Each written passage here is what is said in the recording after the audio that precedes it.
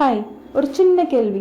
சின்ன வயசில் நம்ம வெளியில் போகிறதுனா ஒரு திருவிழா மாதிரி இருக்கும்ல, அந்த சந்தோஷம் உங்களுக்கு இப்போவும் வருதா? அப்போது ஒரு புது ட்ரெஸ், ஐஸ்கிரீம், வெளியில் பார்க்குற மக்கள், இதுவே பெரிய எக்ஸைட்மெண்ட். அந்த பயணமே ஒரு கொண்டாட்டம் மாதிரி இருக்கும். மனசு ரொம்ப ஃப்ரீயாக இருக்கும்.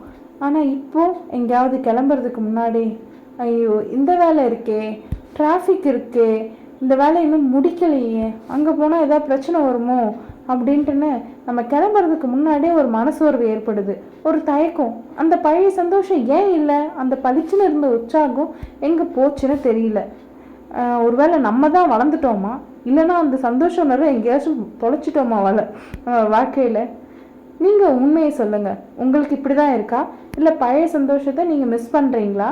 நீங்கள் இதை பற்றி என்ன நினைக்கிறீங்கன்னு மறக்காமல் கமெண்ட்ஸில் சொல்லுங்கள். பாய்.